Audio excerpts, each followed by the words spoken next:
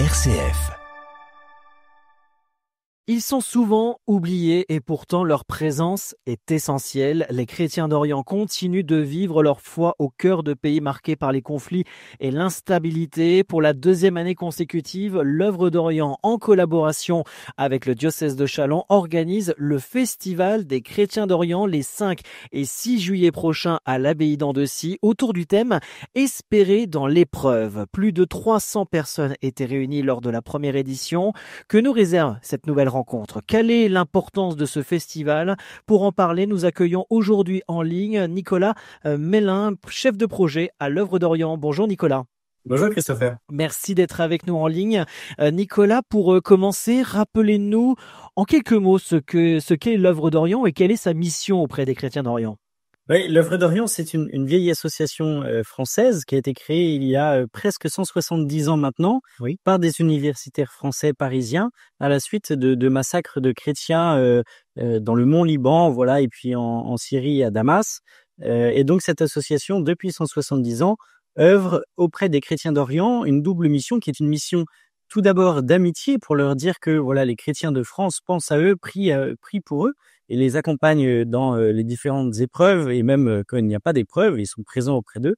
Et puis aussi cette mission d'aide parfois un peu plus financière, pragmatique, pratique, du moins dirons-nous, pour les aider à continuer leur mission sur place dans les pays où ils sont. Ce festival à Andecy revient pour une seconde édition les 5 et 6 juillet prochains, dont RCF est partenaire de l'événement et on en parlera dans un court instant. Nicolas Mélin, quel bilan tirez-vous de la première édition qui avait rassemblé quand même plus de 300 participants? Oui, alors c'était une édition qui avait été montée en peu de temps, donc on avait été ravis de l'accueil qui avait été fait dans le diocèse de Châlons.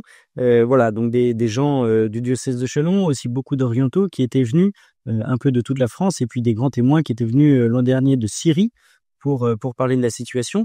Voilà, une édition qui avait été vraiment géniale, à la fois par la joie qui s'en dégageait, le sérieux des conversations et des dialogues et des débats qu'il pouvait y avoir. Et puis aussi une impression quand même d'avoir une grande famille pendant 2 jours, parce que voilà, on vivait pendant 2 jours ensemble au rythme des temps de prière, au rythme des conférences, au rythme des repas, au rythme de la musique. Voilà, donc c'était vraiment une très belle édition et déjà l'an dernier, le soir même de la clôture du festival, nous étions déjà en train de penser à la deuxième édition pour se dire mais on n'a qu'une envie, c'est que ça recommence. Et on y approche d'ailleurs, c'est dans quelques jours et on a hâte d'y être. Nicolas Mélin, le thème retenu cette année est « Espérer dans l'épreuve ». Pourquoi avoir choisi cette thématique et que signifie-t-elle concrètement pour les chrétiens d'Orient aujourd'hui? Oui, c'est tout un programme ce thème. À l'œuvre d'Orient, bien sûr, on communique énormément sur ce qui peut se passer en Orient, les crises, mais on veut aussi partager la joie et l'espérance des chrétiens d'Orient. Ces chrétiens d'Orient sont ceux qui, peut-être aujourd'hui en Europe, nous montrent le mieux la résilience qu'on peut avoir. Voilà, ces chrétiens sont sur leur terre depuis parfois 2000 ans.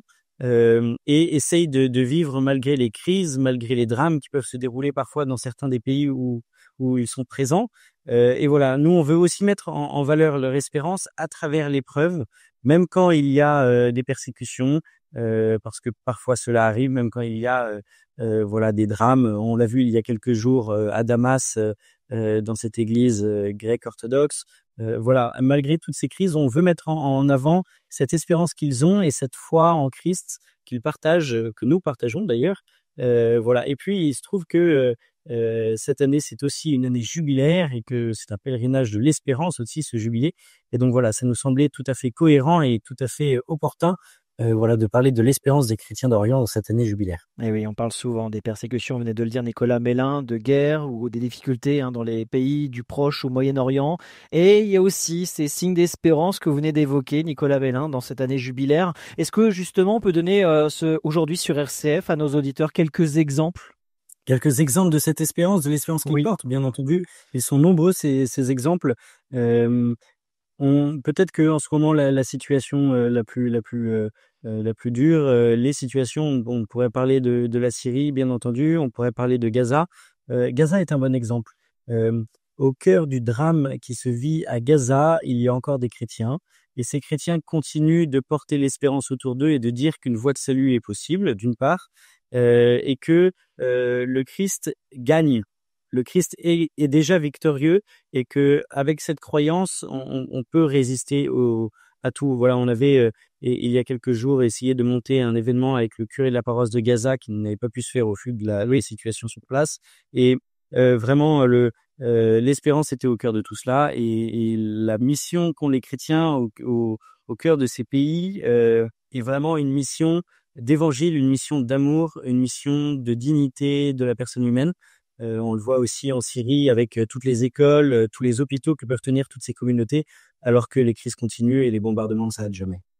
Nicolas Mélin avec nous aujourd'hui sur RCF, je rappelle, chef de projet à l'œuvre d'Orient, afin de nous présenter cette seconde édition du Festival des Chrétiens d'Orient qui se tiendra les 5 et 6 juillet prochains, ce week-end d'ailleurs du côté de l'abbaye d'Andecy, autour du thème Espérer dans l'épreuve. Nicolas Mélin, alors concrètement, que vont pouvoir découvrir ou vivre les participants lors de ce week-end à l'abbaye d'Andecy? Alors ce festival, le mot festival fait penser à la fête, mais c'est aussi vraiment ce qu'on veut, malgré tout ce que peuvent vivre les chrétiens d'Orient, c'est aussi ce qu'on veut montrer, que on peut passer un bon week-end ensemble, à partager aussi une certaine joie. Donc ce week-end développe plein d'activités différentes, à la fois des témoignages. Nous aurons Monseigneur Youssef Souef qui nous vient de Tripoli, voilà, qui est un archevêque maronite. Marie-Armelle Beaulieu nous parlera de la situation en Terre Sainte, ainsi que sœur Blandine, qui est une bénédictine melkite, donc grec catholique de rite byzantin, qui nous viendra de Bethléem. Voilà, Monseigneur Golnisch, le directeur de l'œuvre d'Orient, pourra aussi nous présenter un petit peu l'histoire et la vie de ces chrétiens d'Orient.